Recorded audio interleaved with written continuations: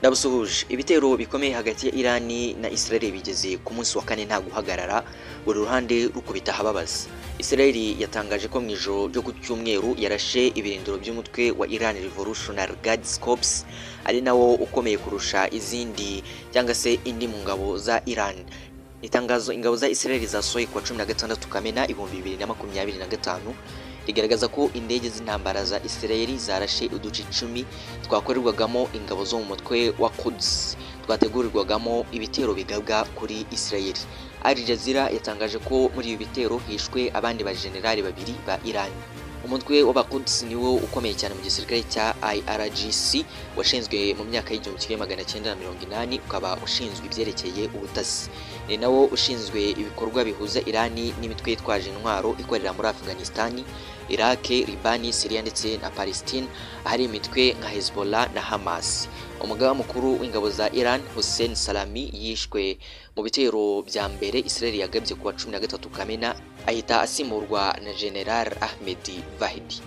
Nijoro ryo kwa 15 Kamena 2025 Iran nayo yagabye ibitero ikoresheje ibisasu biremereye ku nyubako nyinshi zituwemo mu mujyi wa Tel Aviv, Petah Tikva na Haifa. Israel yatangaje ko abantu 8 ari bo bamaze kumenyekana ko baguye muri ibi bitero. Bane baguye Tel Aviv, umwe apfira Beni Brak mu gihe abandi batatu bapfiriye mu mujyi wa Haifa. The New York Times yanditse ko ibitero byakomerekeyemo abantu 67 bo mu bice bitandukanye bya Israel. Tel Aviv naho babyukiye mu marira aho inyubako nyinshi zasenywe n'ibisasu byinshi Irani yaharashe. Abashinzwe ibikorwa by'ubutabazi bari gushakisha mu nyubako zaheremye bareba niba nta bantu barimo bagihumeka cyangwa abitabye Imana. Gusa umugore umwe wari wishe mu gice cyo hasi cy'inyubako yabwiye CNN ati twasohotse buhoro buhoro kuko twari dufite ubwoba, twagendaga n'inyubako zigwa aho tuva, byari nk'imyotsi ku buryo napfutse amazuru nkoresheje umupira. Ingabo za Iran zarashe ibisasu byinshi biremereye mu mujyi wa Tel Aviv bisenya inyubako nyinshi zituyemo abaturage, amahoteli arangirika n'ibiro bya ambasade ya Amerika i Tel Aviv bigirwaho ingaruka. Nta mukozi wa ambasade wakomeretse, gusa ambasade ya Amerika ikomeza kuba ifunze kuri uyu wa mbere. Byanatangajwe ko Iran yarashe mu mujyi wa Haifa hari uruganda rutunganya ibikomoka kuri peteroli, ndetse amakuru avuga ko humvikanye iturika rikomeye bigakekwa ko rwarashwe. Umuyoboro w'amashanyarazi mu bice byo hagati ya Israel nawo wangiritse.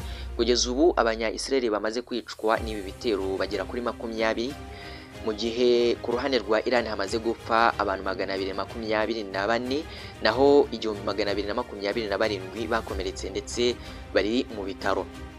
Magingo ya ibihugu byombi byasabye abaturage kuva mu bice byegereye ibigo bya gisirikare bagamije gukiza amagara yabo. Perezida wa Iran Masoud Pezeshkian yasabye abaturage kunga ubumwe bakarwana urugamba na Israel.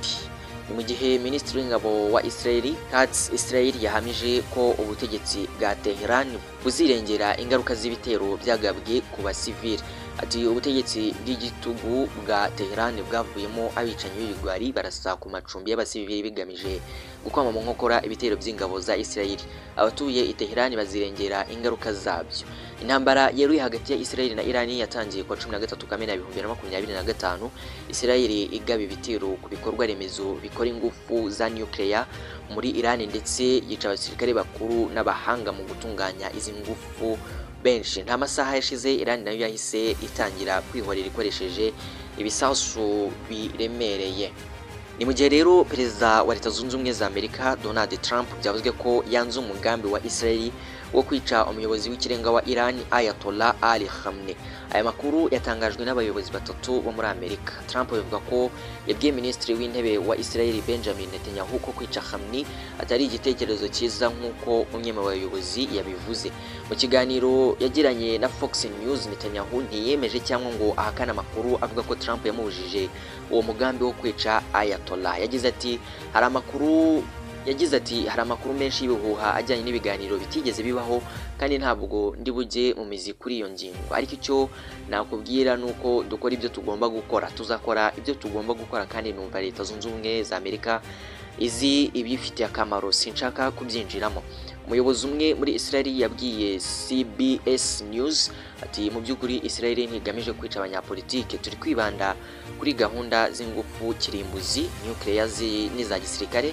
Ntabwo ntekereza ko umuntu ugena iby'izo gahunda akwiye gukomeza kubaho atuje kandi yisanzuye. Kuva gatanu Israel yatangiza ibitero kuri Iran, ibihugu byombi bikomeje gusubizanya buri kimwe cyohereza ibisasu ku butaka bw'ikindi.